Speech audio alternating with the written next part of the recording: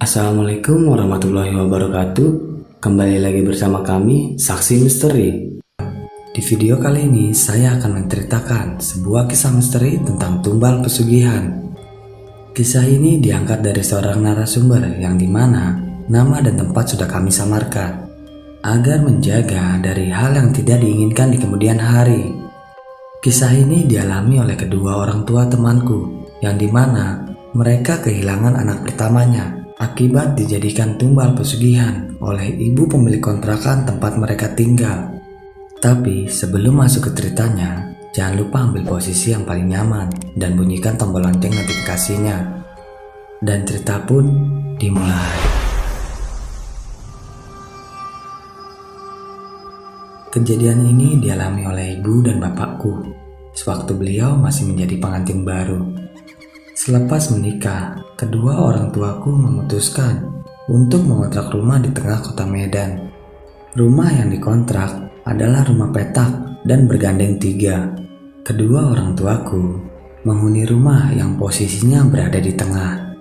Rumah dengan 1 kamar dan ruangan yang memanjang. Memang sangat ideal untuk orang yang baru menikah. Hari demi hari dijalani oleh kedua orang tuaku seperti biasa. Tidak ada yang ganjil dan aneh yang terjadi di rumah tersebut. Hingga beberapa bulan kemudian, ibuku mengandung anak pertamanya. Dan inilah awal petaka yang dialami oleh kedua orang tuaku. Ketika ibuku mulai hamil di bulan pertama, keanehan-keanehan sudah mulai beliau rasakan. Seperti suara-suara cakaran di tembok ketika malam hari. Sampai sekelebat seperti bayangan perempuan yang lewat ketika ibuku sendirian. Tapi yang anehnya, hanya ibuku yang bisa merasakan dan melihatnya. Sedangkan bapakku tidak pernah diganggu sama sekali oleh makhluk tersebut. Setiap ada saudara yang berkunjung ke rumah, pasti mereka selalu mengatakan kalau rumah yang dikontrak orang tuaku itu ada penghuninya.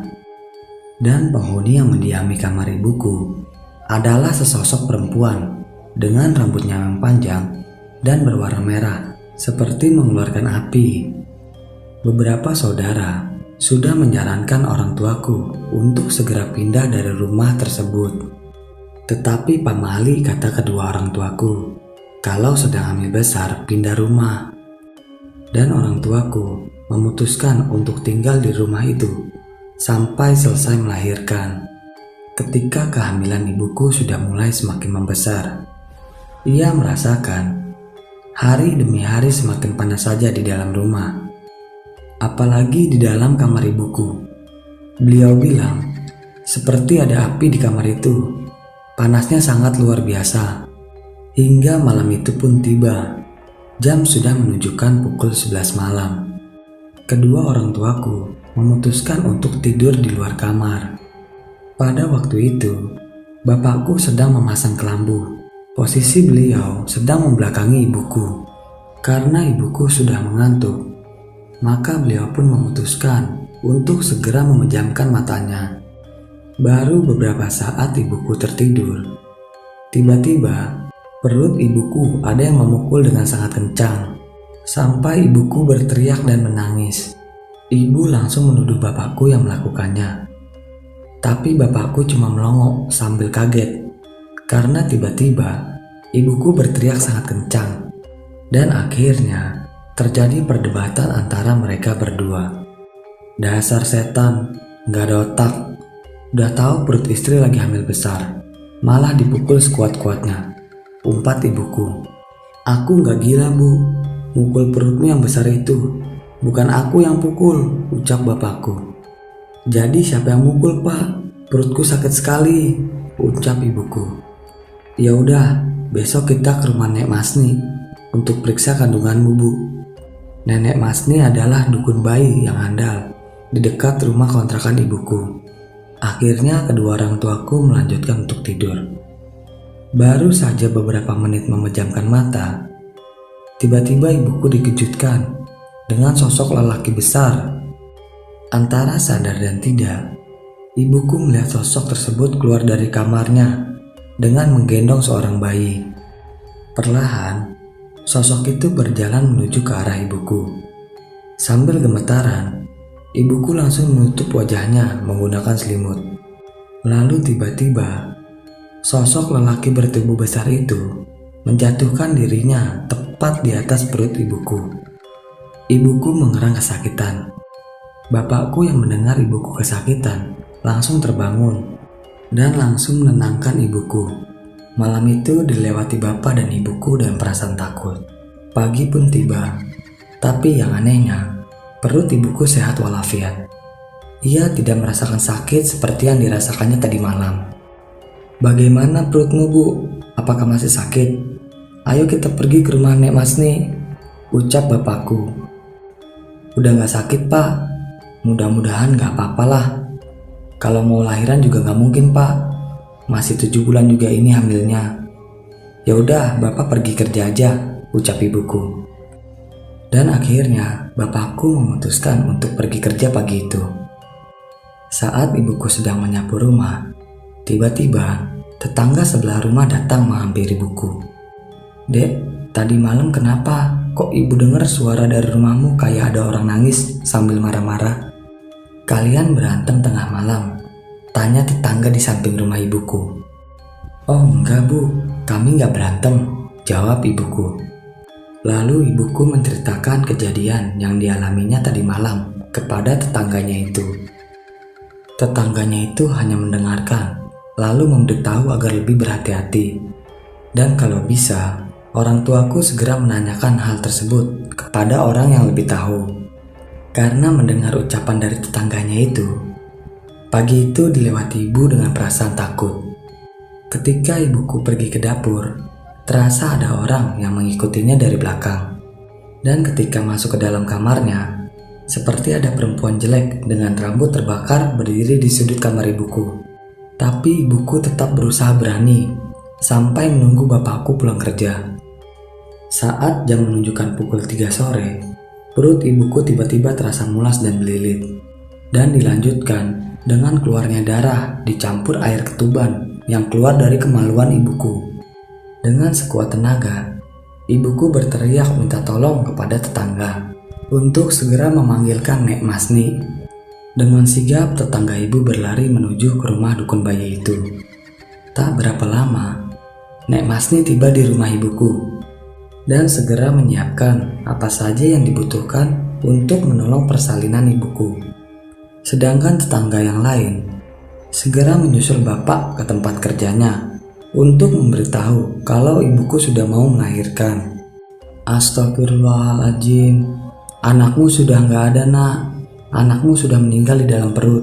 Tapi posisi anakmu ini dalam keadaan nyungsang," ucap Nek Masni yang sambil membetulkan posisi bayi yang dalam keadaan sungsang di perut ibuku. Dengan kondisi pendarahan hebat, ibuku berusaha sekuat tenaga untuk tetap bisa bertahan. Beberapa saat kemudian, bapakku tiba di rumah. "Nek, bagaimana istri sama anakku? Kok kayak gini kondisinya, Nek? Banyak sekali darah yang keluar." "Anakmu sudah nggak ada, Nak. Anakmu sudah meninggal di dalam perut. Tapi ini posisinya nyungsang, jadi agak susah keluar jabang bayinya. Istrimu juga pendarahan ini. Jadi tolong carikan segera 4 buah batu bata. Nenek akan pakai untuk mengganjal pinggang istrimu supaya berhenti pendarahannya dan agar cepat kembali posisi bayinya." Dengan segera, bapakku mencari beberapa buah batu bata. Setelah itu, bapakku memberikannya kepada Nek Masni. Lalu Nek Masni segera memulai pekerjaannya kembali. Sambil membaca doa, tiba-tiba pendarahan ibuku berhenti. Tetapi posisi bayi masih sungsang. Dengan kondisi bayi yang sudah meninggal di dalam perut, sangat sulit sekali untuk seorang perempuan bisa melahirkan dengan cara normal. Tepat pukul 4 sore, Nek Masni pamit pulang ke rumahnya. "Nak, nenek pulang sebentar. Nenek mau sholat asar dulu. Insya Allah habis asar nanti, bayimu bisa keluar. Tolong dijaga istrimu. Jangan putus-putus berzikir. Tetapi kalian jangan kaget ketika nanti bayinya lahir ya, ucap Nek Masni. Memang kenapa bayiku, Nek? Tanya bapakku. Nanti kamu akan lihat sendiri, Nak, jawab Nek Masni. Nek Masni pun berlalu dan segera menunaikan kewajibannya. Tepat 4:30 sore, Nek Masni datang kembali ke rumah ibuku. Dengan cepat, Nek Masni membantu persalinan ibuku kembali. Sedikit lagi, Nak, cepat, Nak, ini udah keluar kepalanya. Dan akhirnya bayinya pun lahir, tetapi sudah dalam keadaan meninggal dunia. Astagfirullahaladzim, mereka serempak mengucapkan kalimat itu ketika melihat si jabang bayi. Bayi berjenis kelamin laki-laki itu lahir dengan kondisi yang mengenaskan. Seluruh tubuhnya membiru dan lebam-lebam seperti seseorang habis dianiaya. Dan yang lebih mirisnya lagi, kedua kakinya dalam keadaan terbalik. Tumit kaki berada di depan, sedangkan jari-jari kaki berada di belakang. Melihat kondisi bayinya seperti itu, kedua orang tuaku pun menangis. Lalu Nek Masni pun segera membersihkan si jabang bayi. Setelah semua siap, bapak segera pergi ke rumah nenek untuk memberitahu bahwa ibuku sudah lahiran dan anaknya meninggal. Sembari menunggu bapak pulang dari rumah nenek, Nek Masni memberitahukan kepada ibuku bahwa kondisi bayinya seperti itu akibat ulah makhluk penunggu rumah kontrakan ini. Dan Nek Masni pun bertanya, apakah tadi malam ada sesuatu yang terjadi dengan ibuku? Lantas ibuku pun menceritakan kejadian yang dialaminya tadi malam kepada Nek Masni. Rumah yang kamu tempatin ini jahat, Nak. Penunggunya sangat jahat. Perempuan jelek dengan rambutnya yang mengeluarkan api, itu yang paling jahat. Laki-laki besar yang menimpa perutmu tadi malam, itu yang menyebabkan kondisi bayimu seperti ini. Makhluk-makhluk itu peliharaan orang, Nak. Sengaja dia taruh makhluknya di dalam rumah ini, supaya bisa dengan mudah makhluk itu mengambil tumbal. Segeralah pindah dari rumah ini, Nak, ucap Nek Masni. Ibuku hanya bisa menangis sambil menahan sakit akibat persalinannya. Tetangga pun mulai berdatangan untuk melihat kondisi ibuku.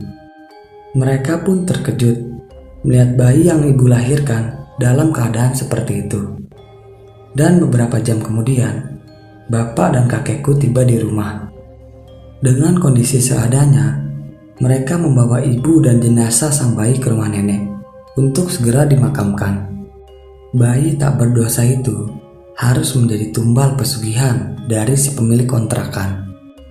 Ya, bayi itu adalah abang kandungku. Hari itu juga, orang tuaku keluar dari rumah terkutuk itu. 2 tahun kemudian, ibu melahirkan aku. Dan saat usiaku masih kecil, tak sengaja ibu pergi ke tempat itu lagi untuk menemui salah seorang temannya. Dan secara tak sengaja pula, ibu bertemu dengan tetangganya yang dulu tinggal di sebelah kontrakan itu. Tetangga ibu memberitahu perihal kondisi rumah yang kosong setelah ditinggalkan oleh ibuku. Tetangganya pun mengatakan bahwa ternyata rumah yang di tengah memang sengaja ditaruh makhluk mengerikan oleh pemilik kontrakan untuk pesugihannya. Entah kebetulan atau tidak, setiap yang mengontrak di rumah petak itu selalu pengantin baru. Dan ketika hamil dan melahirkan, pasti semua bayi yang dilahirkan dalam kondisi meninggal dunia. Tetangga ibu juga mengatakan, 1 tahun setelah orang tuaku keluar dari rumah itu, si pemilik kontrakan meninggal dunia. Kalian pernah lihat film tentang ajab orang-orang yang akan mati karena pesugihan? Seperti itulah kondisinya ketika si pemilik kontrakan itu sakratul maut. Dan cerita pun selesai. Bagi teman-teman yang menonton video ini sampai habis, saya ucapkan terima kasih banyak. Dan nantikan video-video kami tentang tumbal pesugihan selanjutnya. Wassalam.